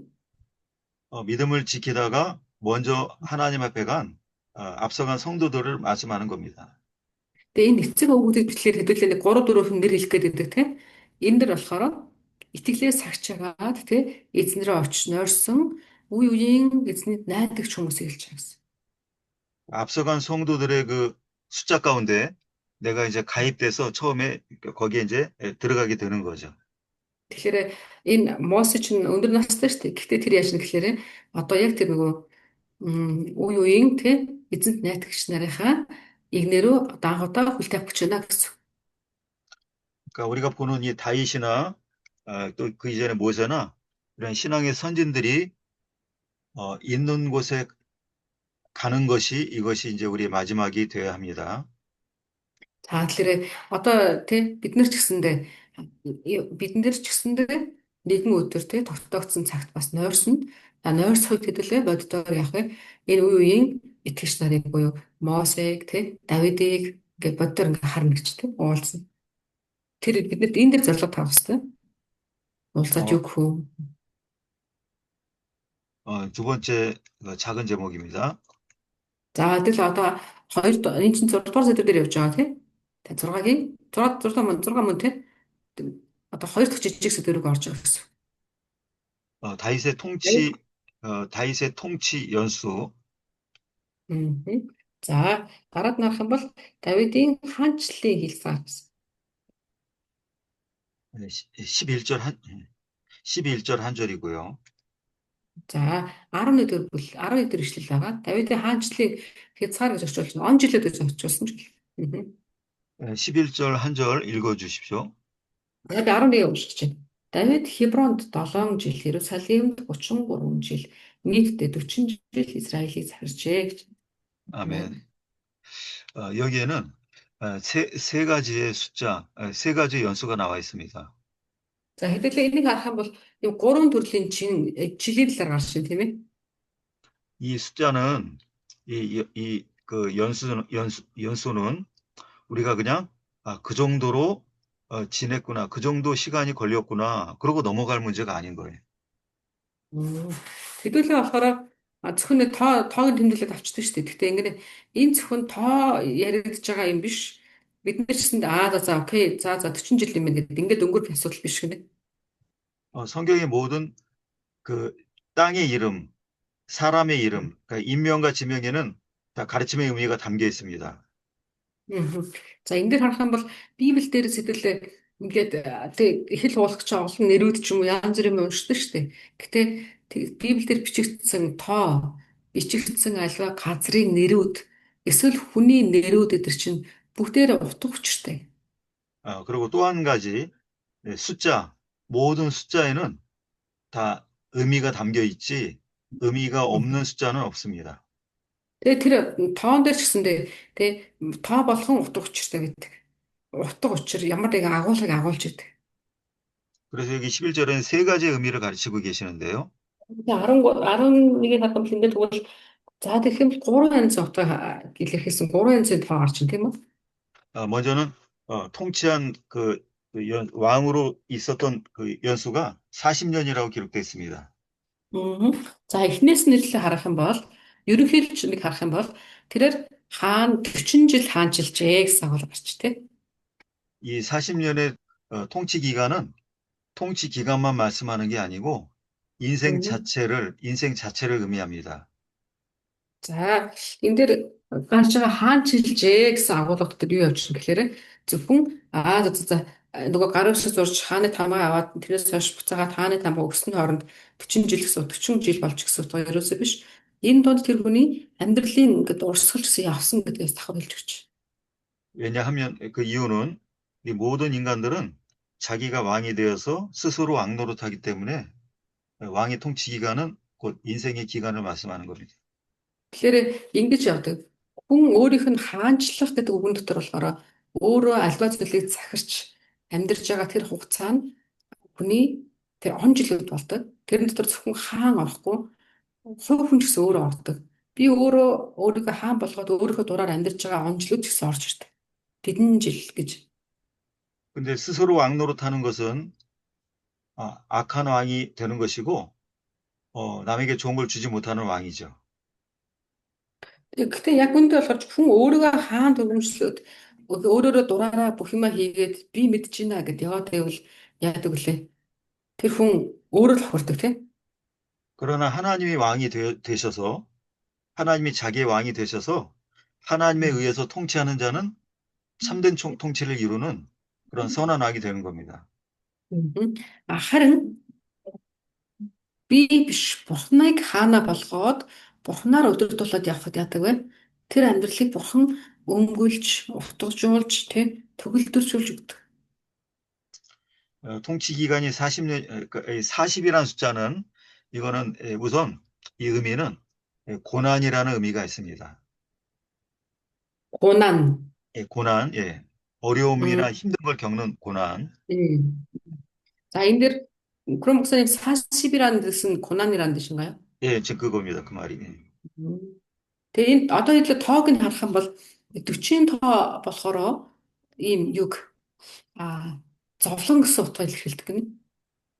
40-ийн 예를, тоо. 예를 들면은 예수님께서 40일 동안 Үнэ юу? 광야에서 금식하시는 것도 그런 의미고요. Аа. За энэ 40-ийн тоогтой хэдүүлээ харах юм бол Иесус 40 өдрийн турш цөлд мацаг барьдаг шүү дээ, тий. Тэр ч гэсэндээ бас яг ийм утгатай юм. Зовлон гэсэн утга. 또 광야를 40년간 통과한 것도 그런 의미고요. Тэгээ Израильчууд бас цөлийг 40 жилийн турш туулсан байдаг. Тэр ч гэсэн бас яг энэтэй адилхан. Энэ 40-ийн тоо зовлон гэдэг алга. 이스라엘 나라가 애굽에서 400년 동안 종살이한 것도 그것도 고난의 의미죠. Тэгээ Израильчууд ч гэсэндээ Египтэд 400 жил болчлогдсон тий. Тэр ч гэсэн бас туттай 40-ийг үрцгэн арга биш тий. 정확히는 430년인데 30년은 요셉과 함께 지내면서 편안하게 지냈습니다. За гэхдээ яг уул нь бол 430 жил гэдэг шүү дээ. Тийм ээ.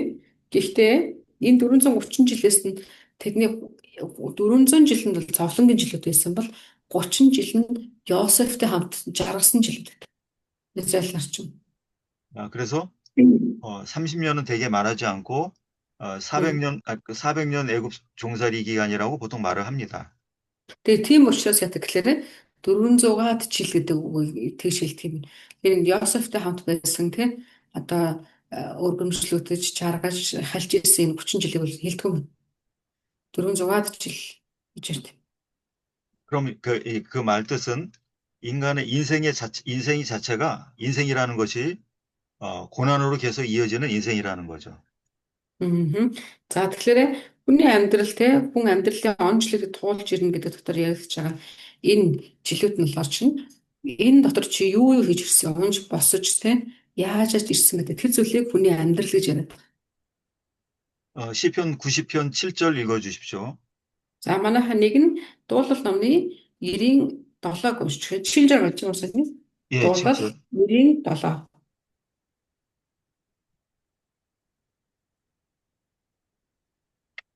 Дуулал 97.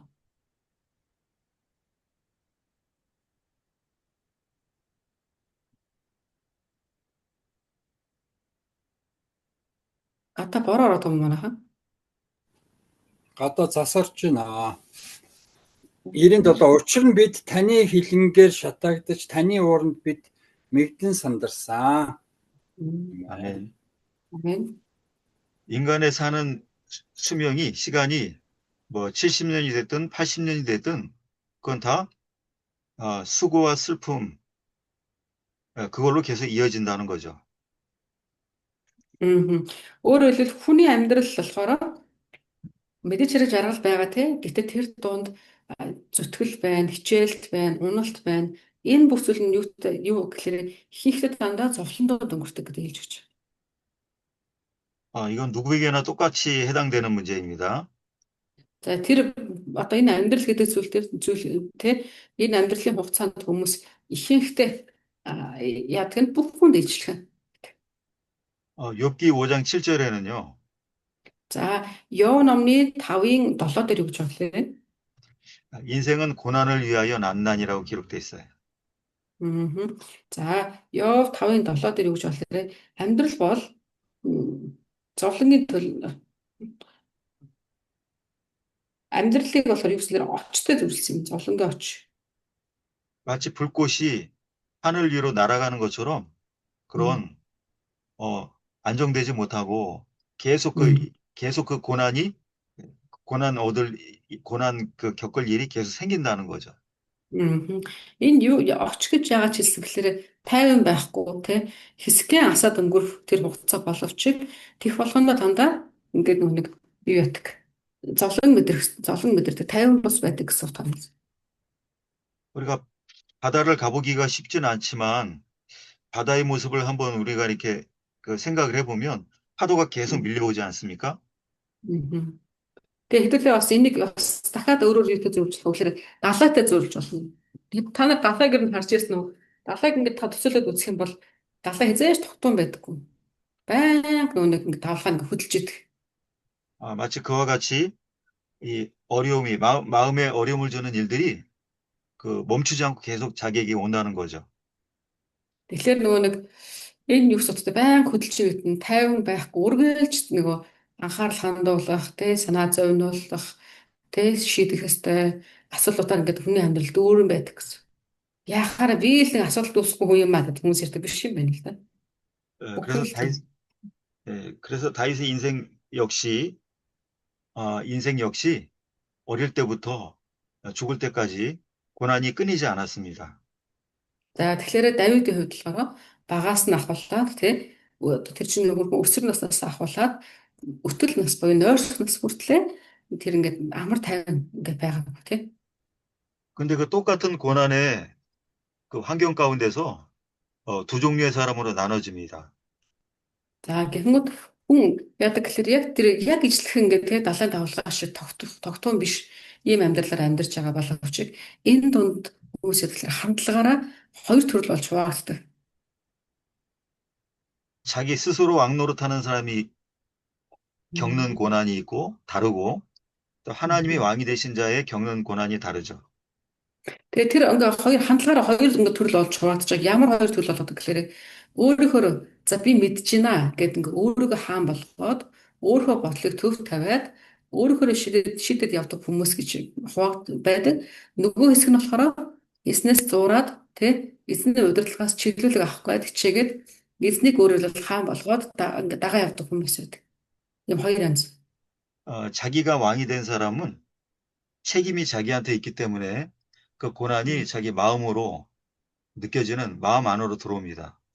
Тэгээ хүн өөрийгөө хаан болгоод би мэдчихэна гэдэг ч юм уу шийдвэрийг гартаа аваад амьдралынхаа замыг жолоог өөрөө бариад явхлаэр нөгөө би жолоогоо барьсан байгаа учраас бүх хариуцлага надад өөрт маань ирдэг гэнэ.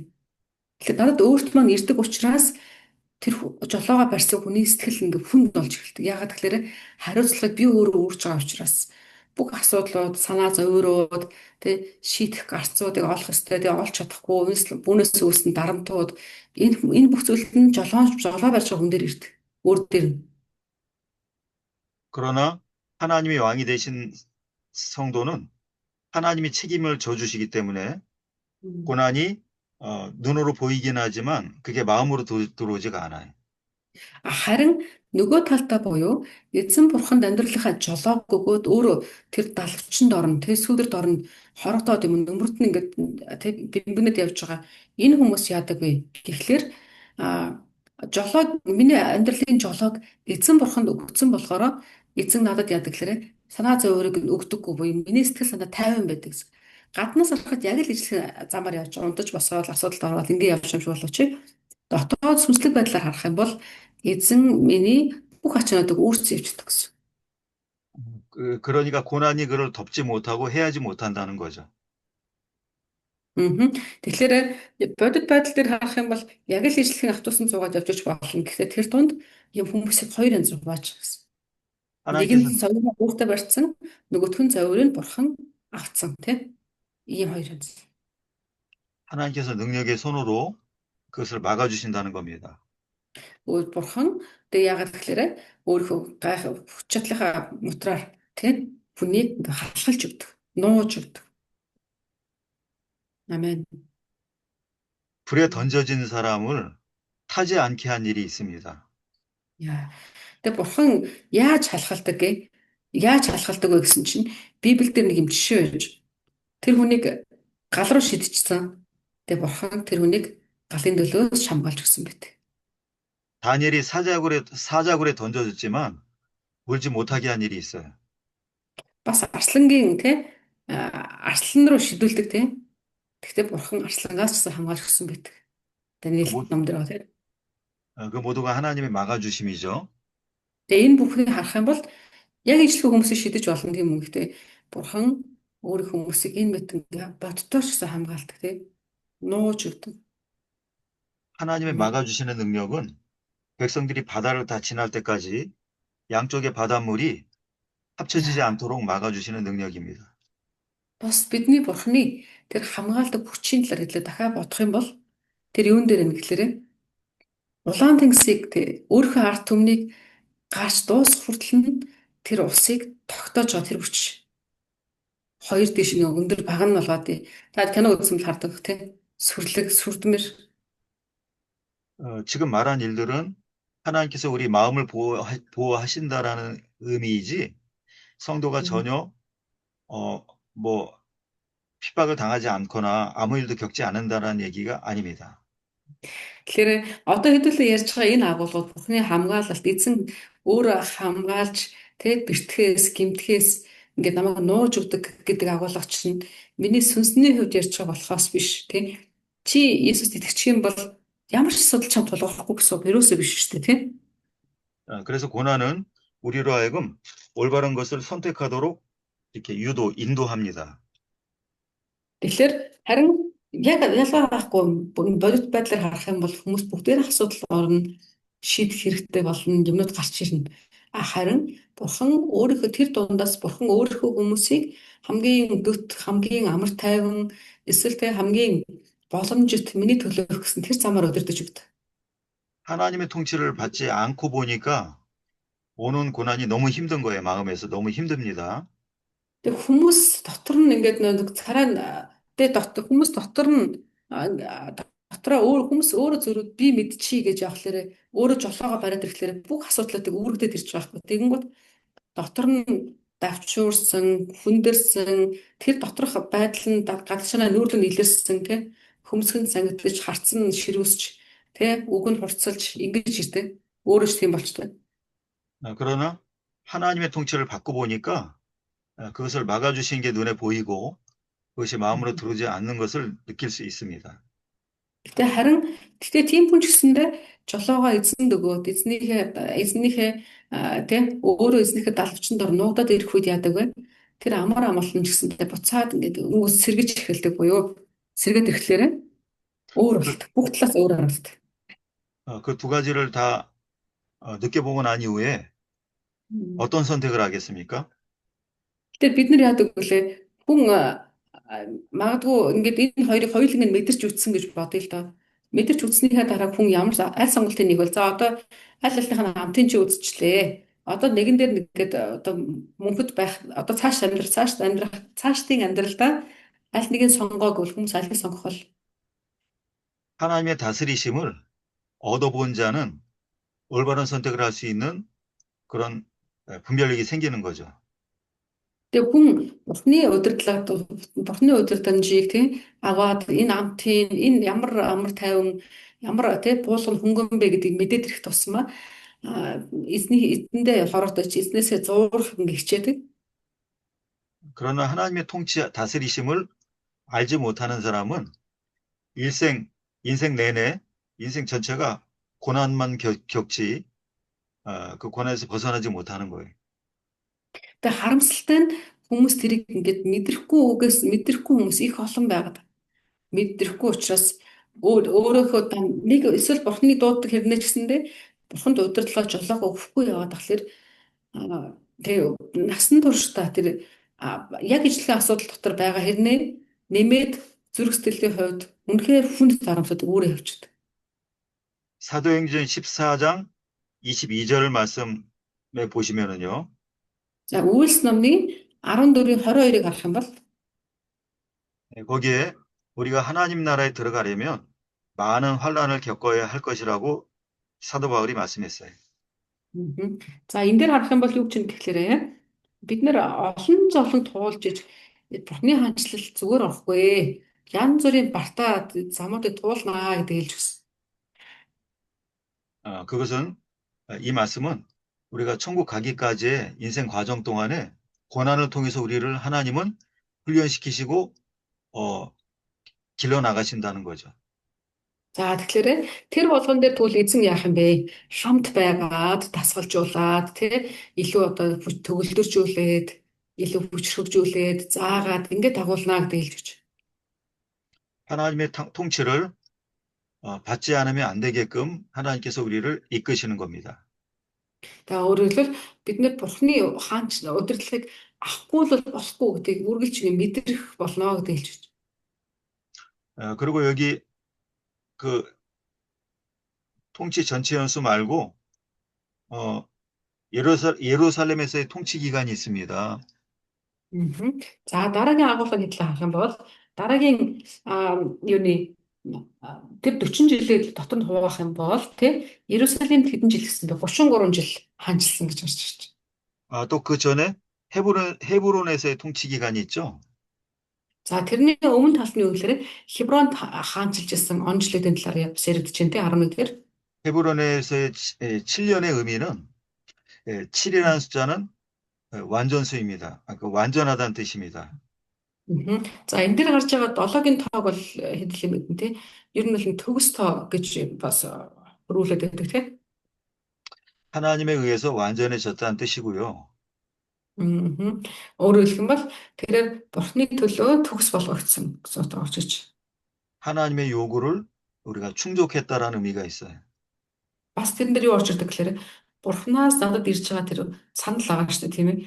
Бурханаас өгөгдөж байгаа тэр юг саналуудад би бүтэн гараа өргөж боож өгсөн гэсэн утгаар орж иж. 그래서 7년 동안 헤브론에서의 통치를 하나님이 보셨을 때 하나님께서 인정을 하신 거죠. За тэгэхээр Хеброны Хебронд амьдарч ирсэн тэр 7 жилийг болохоор Бурхан харахтаа түүнийг өхлөн шүрсэн 7 жил гэж хэлж байна. 이제 그래서 이제 그 이후로 이제 이스라엘 전체 유다만이 아닌 이스라엘 전체를 하나님이 이제 맡기신 겁니다. За тэгэхээр тэр агуулгыг харах, түүний байгаа байдлыг харахтаа, түүний хандлагыг харахтаа эсэлэр Бурхан зөвхөн Юда төдийгүй бүх Израилийг Давидаас болоод ингээд ерөөх тий Давидаас болоод тэдгэрийг Бурхан ингээд хандах болж тэдгэрт. 그럼 전체 이스라엘 다스리는 연수는 또 33년입니다. За тэгээд тэрээр зөвхөн Юдад ингээд байж байгаа шүү дээ тийм ээ. Харин дараад нь бүх Израилийг захирах ёстой болсон. Тэр хугацаанд 33 жил байсан. 33이라는 숫자는 바로 예수께서 이 땅에서 육체를 가지고 사신 연수가 33년입니다. За эндээс болохоор 33 гэдэг тооны талаар ярьж байна тийм ээ. Эзэн Есүс энэ дэлхий дээр хүний биеийг өмсч ирээд энэ дэлхий дээр хүний дүрээр амьдсан хугацаа бас 33 байсан тийм. 누가복음 3장에 30세부터 가르치기를 시작하셨다고 했고요. За Лук номдэрс харах юм бол Есүсийг 30 нас хүртлээр тэрээр тийм одоо сайн чирэг болж өсөөд 30 наснаас эхлээд Бурхны ажлыг хийж эхэлсэн гэдэг талаар байж байгаа. 그리고 3년 동안 그 사역을 감당하셨죠. За тэгээд дараад нь 30 наснаас эхэлсэн тухайны үүрэг нь 3 жил үргэлжилсэн буюу тийм 33 нас хүртэл Есүс эзнээс өгөгдсөн үүргийг дагав явсан гэсэн. 그러면 예수님의 이 땅에 오신 예수님은 이스라엘 나라의 왕의 신분이지만 그 신분을 감추고 오신 겁니다. За тэгэхээр Есүс яасан бэлээ? Уулын тэр бол хаадын хаан тий. Гэхдээ тэр өөрийнхөө мөн чанар хинбэ гэдгийг нууж тэг эгэл дараагаар хүн болж мэндэлсэн баг. 왕권을 갖고 계셨지만 섬기러 오신 것이고 왕이 어떠한 마음을 가졌다라는 것을 보여주신 분이죠. За өөрөөр хэлэх юм бол тэрээр хаан гэхдээ энэ дэлхийд ирэхдээ хааны биш дүрээр ирж байгаа буюу нууцаар ирж байгаа шүү тийм ээ. Тэгснээр ирээд яшин гэхээр боддоор өөрөө Бурхны удирдлага авна гэж яах юм. Эзний хаанчлаг юу юм гэдэг өөрийнхөө биеэр харуулж өгсөн гэсэн. 그래서 예수님은 태어나실 때부터 동방 박사들에게 유대인의 왕으로 오신 것을 입증받으셨고요. За гэхдээ Иесусыг харах юм бол тэр төрсөн үеэсээ ахуулаад хаан гэдэг ингээ хүлээн зөвшөөрөгдсөн буюу дорноын одоо мэрэгд ирээд бэлэг барихтаа гэсэндэ түүнийг хаан гэдэг хүлээн зөвшөөрөд бэлэг барьсан байдаг тийм. 십자가에 돌아가실 때도 이 머리 위에 그 죄패 써놓은 그 글씨 패가 유대인의 왕이라고 이렇게 적혀 있었어요. тэрээр бас загламаа дээр цовдлогдох үед нь ч гэсэн дээдлэлт нь юу гэж бичсэн бэлээ? Хаар юудэчүүдийн хаан ингэж бичсэн ба. 왕 노릇은 하지 않으셨지만 왕의 신분을 가지고 오셨다는 거죠. Өөрөөр хэлэх юм бол тэрээр одоо хаанаар энэ дэлхийд түүний үндсэн түүний мөн чанар нь хаан байсан. Гэхдээ энэ дэлхийд ирэхдээ тэр хаан биш гэж ирсэн тийм. 그 예수님께서 왕의 자리에 앉으셨다면 어떻게 통치하시는지를 미리 보여준 것이 다윗의 통치입니다.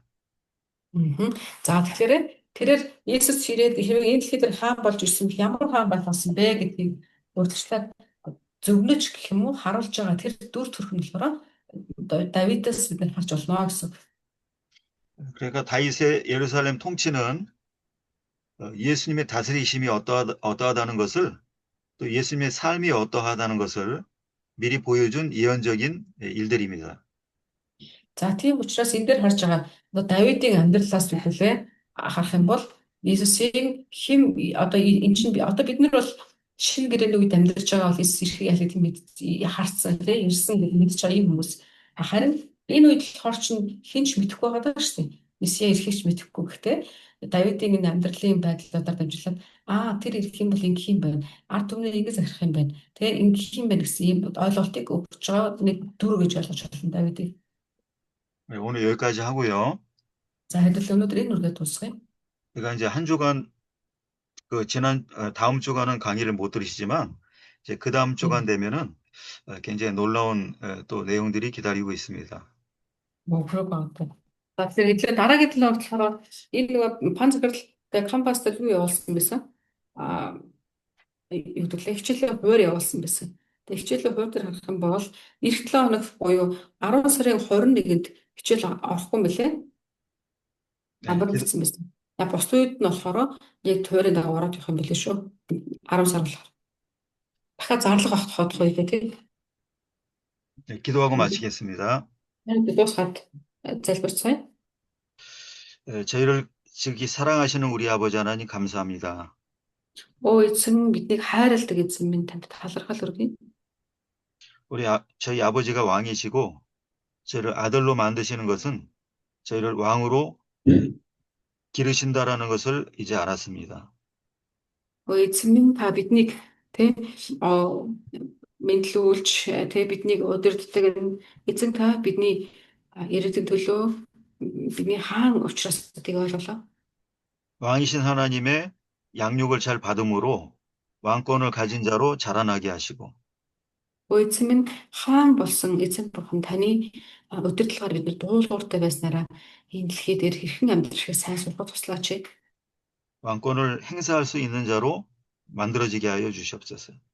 Эзэн минь энэ таны хаанчлалын талаар бид нэр бас дамжуулдаг ийм хүмүүсээр та өсгөж өгөөч.